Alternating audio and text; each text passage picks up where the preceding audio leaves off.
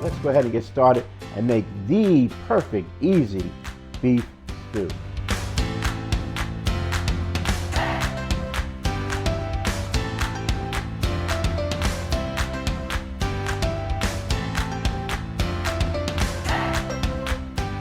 Well, today I have an easy recipe, one of my favorites. It's actually called my easy beef stew. I have here some wonderful beef. I like chuck. Chuck because it has more fat in it, okay? Has a lot more marbling, and all of this, when it cooks into our pot, is just going to be just divine. So please subscribe to our channel. We have so many more information to share. Please stick around for the show because I've got so many other tips that I'm going to give to you, and they're going to be coming left and right. Definitely you want to be around to not miss any of those. Leave a comment. We'd love to hear from you. If you leave a comment, I'd love to respond. Maybe we can share some culinary knowledge. That would be so good. And speaking of sharing, please share this video with your friends and family. We have a lot in store, so let's go ahead and get started and make the perfect, easy beef stew. Our beef stew is cut into 1-inch cubes approximately. I'm looking again for some of that fat content. Don't take the fat out. If you don't want it, later on when you dish it up, you can just push it to the side of your plate, but it is going to give so much flavor to your food. So season it very simply. We're going to season it with salt and black pepper. So black pepper. Now you do need to season this before we start cooking it because we want that flavor to be in there as it's cooking. So it will actually flavor the meat as well. Okay, salt and pepper. And by the way, go down to the directions and you will see our recipe.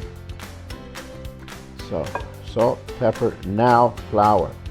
The flour is going to do a couple of things. One is going to seal in a lot of those great juices that are inside the meat as it's cooking.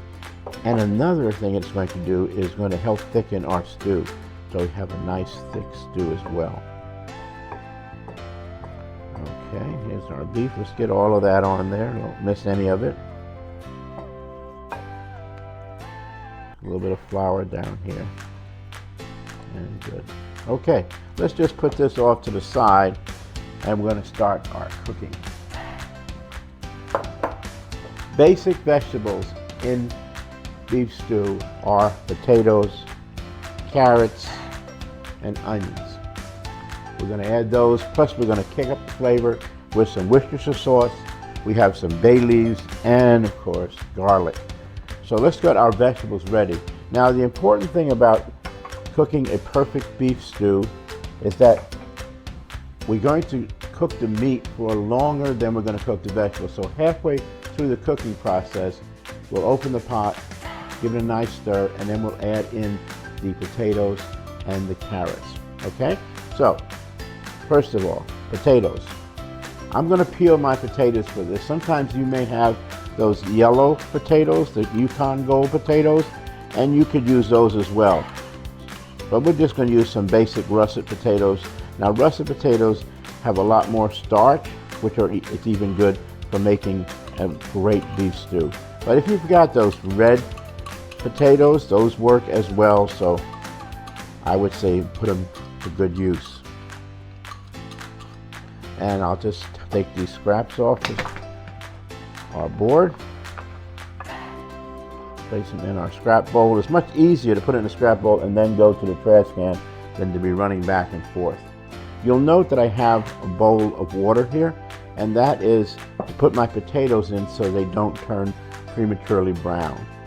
So I'm going to cut them in half, and then I'm going to cut them again. Now, what I'm looking for is what's going to fit on a spoon. So don't make it so big that you can't pick it up with a spoon, because that's how we eat the beef stew. Okay, so we'll just quarter them like that. And then I'm going to put my potatoes off to the side, and we're going to cut the carrots. So with our carrots, I'm going to show you a really easy way to peel a carrot. All peelers have two blades, because people who are right-handed and left-handed will use them. But instead of you peeling in one direction, you can actually go back and forth like this and peel your carrot in half the time. All right, let's go ahead and clean that up a little bit over here. I don't use the ends, nor do I save the peels. You could put them in your compost pile if you wish. I feel that they make the food taste bitter. So let's go ahead and scrape those up and put those in our little scrap bowl. Now I want to show you a different cut of carrot. It's called a peasant cut. You can see I've already have some cut up here. And to do that, what you're going to do, your knife is going to go in one direction like this, but you're going to turn the carrot as you're feeding it into the knife. So there, see how we're turning the carrot? Turn, keep turning, and the knife is just going to go down like that. And there's an odd shaped kind of carrot, but it's called a peasant cut. And when you're making a beef stew, you know, it's going to be eye appealing, and that's something that we're looking for as well, as we're going to satisfy that. Now let's put that vegetable off to the side because it's going to go into the stew at a little later date. Now, next thing we want to do is to cut up our onion. Now I'm going to show you how to dice the onion, but in this particular case, I'm going to do a large dice. Reason being is that when you see the beef stew, you want to see the onions. If I cut it small, they would just probably melt into the sauce. We don't want to do that. Here's our root end. We're going to cut part of that off and cut off the flower part right there. Place your onion right on your cutting board like that. Put your knife right at the center of the root and then push down with your hand like this. Remove the outside 2 layers of onion skin.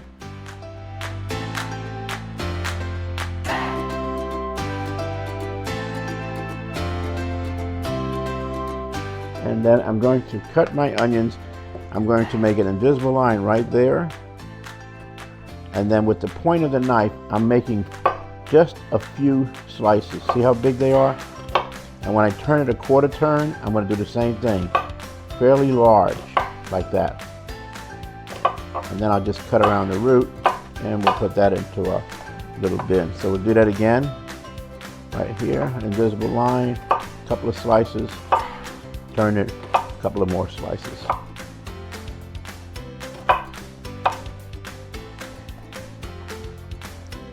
All right. Now, another vegetable we're going to use, and that is our garlic. We're going to make a few slices in the garlic like this, and then just dice it this way. So this is going to cook up really good inside of our stew. It's going to give us so much flavor, and it's just going to build up all those great flavors. And that's what it's all about. We're going to make our food flavorful, tasty, delicious, and we're keeping it simple.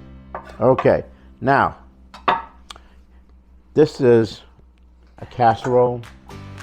It has a tight-fitting lid. It's heavy. If you're going to buy one, I would suggest start with a larger one. I could cook a whole chicken in this. I can do so many wonderful things. I can also cook a small amount of food or a large amount of food. This particular pot will go into the oven, or it could cook on top of the range. So these Dutch ovens are very important. I think every kitchen should have at least one, and if you're going to get one that's larger and get one that's heavy. Why? Because the heat will help diffuse the temperature all around the pot. If you get one that's really thin, your food more than likely will burn, okay? And this is perfect for those people that want to know more about the slow cooking movement, okay? This is a slow cooker. When we cook the food in here, it's going to take an hour. It might even take more, but the flavors will be just so perfect. Okay, so take the lid off, turn the heat on, add a little bit of oil. You can use olive oil, canola oil, any of those types of oils.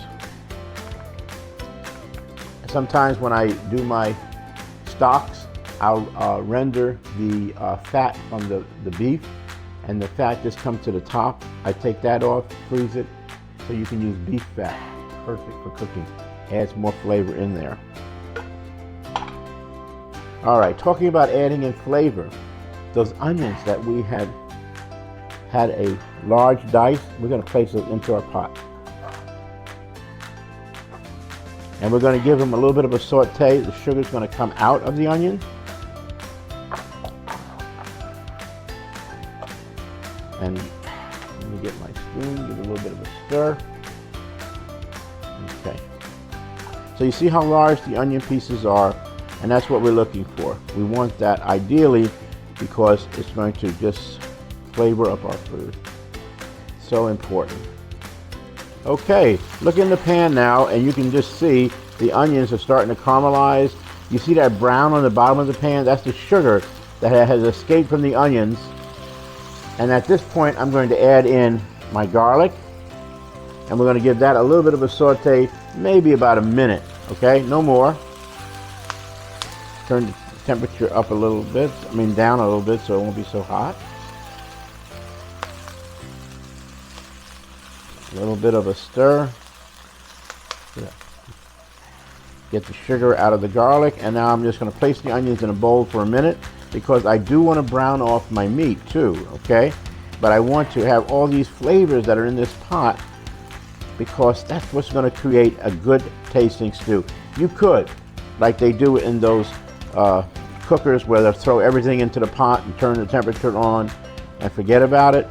But that's not cooking. See, I think cooking is layering on the flavors. I think cooking is making food that's going to taste good and to extract every little bit of flavor you can get out of every ingredient. And that's what we're doing, okay? Let's add a little more oil in the bottom of the pan. That flour is going to soak up some of that oil from the beef. And here we have our beef, the 1-inch cubes. Let's go ahead and put those into our saute pan. I'm sorry, it's not a saute pan, but into our cooker.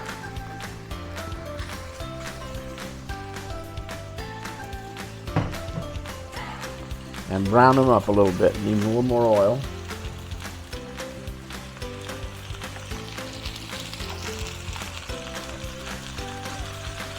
So what we're looking for is to brown the meat. We're not actually fully cooking the meat. We want to get some color into it. And also, you'll note that there's some bits and pieces on the bottom of the pot where the meat stuck to it. That's called the Maillard reaction. We want that in there. See how that meat is brown like that? That's what I'm looking for. If you're looking for a color reference, maybe the color of toast, okay? We want that brown effect because what is that going to do? That is going to make our meat even more appealing. We don't want it to be some kind of an opaque color. We actually want it to be a great brown and flavorful. Again, this step is adding another element of flavor into the food. This is why we call it cooking, okay?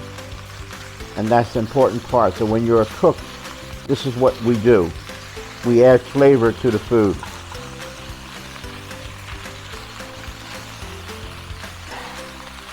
Okay, this is just about ready. I'm going to put my onions and my garlic back into the pot. Get them happy.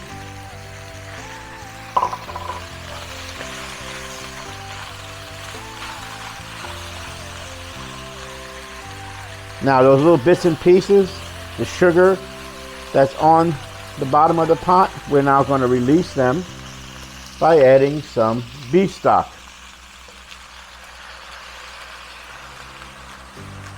Oh, don't that look good?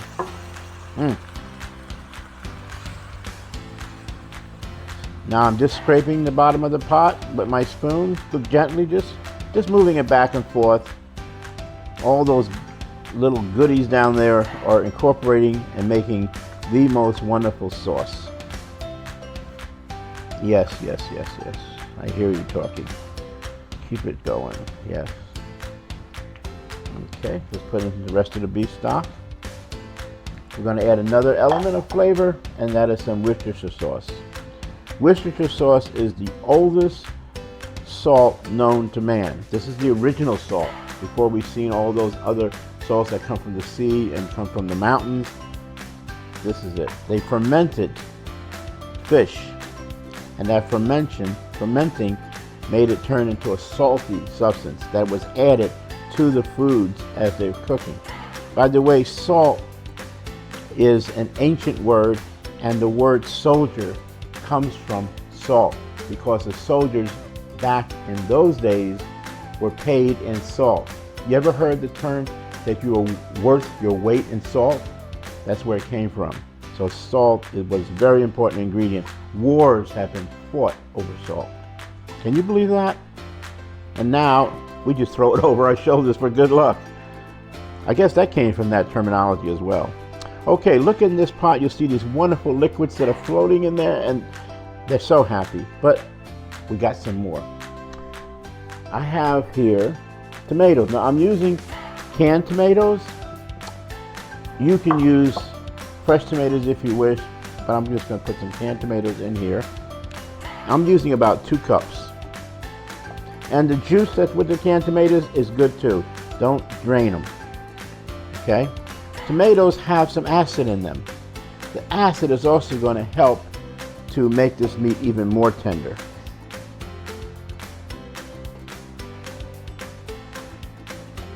Okay, there's 2 cups. Let's stir that in there. Oh man, what you talking about? Doesn't that look good? All right.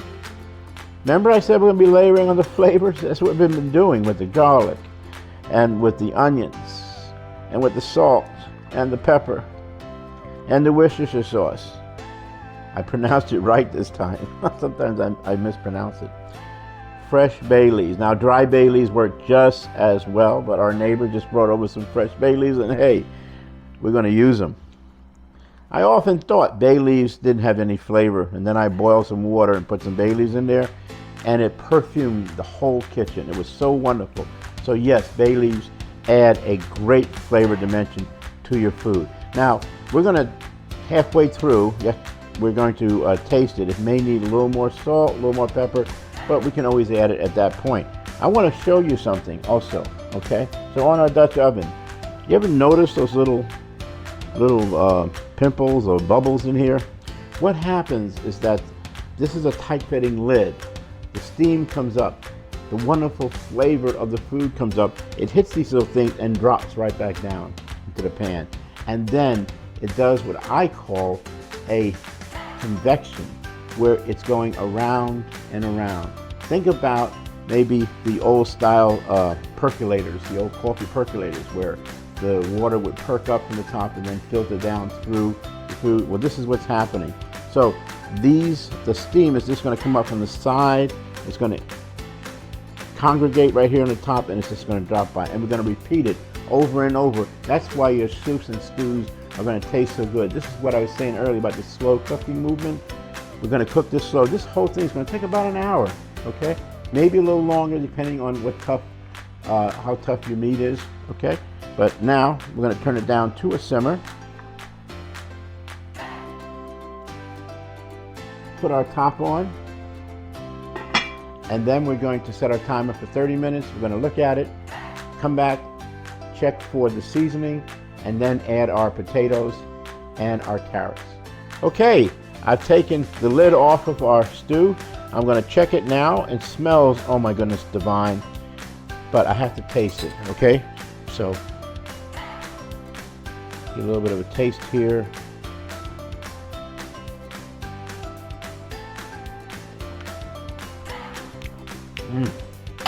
That is really good, but it's going to need just a little more now. That's why I always saying you can always add salt a little later. So let's go ahead and add some salt to our dish, as well as a little more pepper. Let me give it a little stir. And we're going to add in our potatoes and our carrots. We'll give that a stir, put the lid on, cook it for maybe another 20-30 minutes. We'll test it and see if it's done by, see if our vegetables are done. And by that time, the meat will be finished cooking too. I just touched it with my spoon. It has a little bit of a give. I just want it to just kind of like fall apart, you know? Oh, okay. Put the lid on and we're almost ready for stew.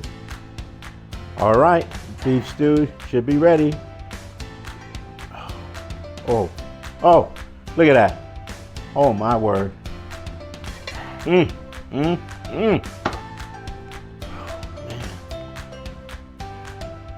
Beef, tomatoes, potatoes, carrots, love. Oh, doesn't that look like dinner? One pot. This is our easy beef stew. It's ready to be eaten. But first, we do have to taste. You know that. Let's give it a little bit of a taste. See if my sauce needs a little kick or two. Let's just see.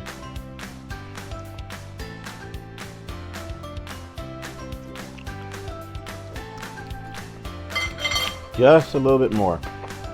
A little more salt.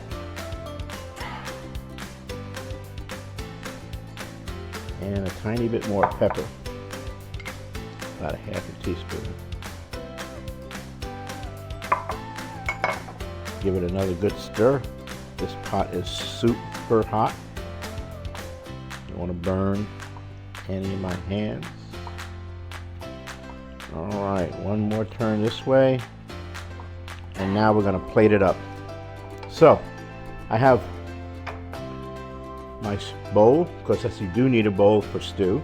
I also have some chopped green onions, which we'll place in there as well. Any of the bay leaves that you see, go ahead and take them out and just put them off to the side. I wouldn't serve those because they've already did their job. Look at this. Look at this.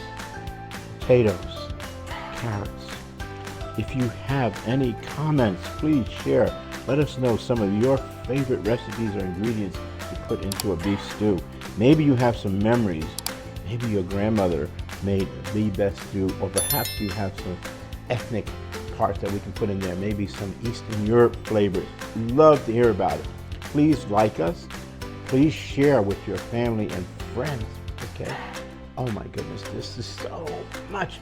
Remember, the recipe is in the description below. So go ahead and check it out. And as always, you know, with our cuisine, it is simple and delicious.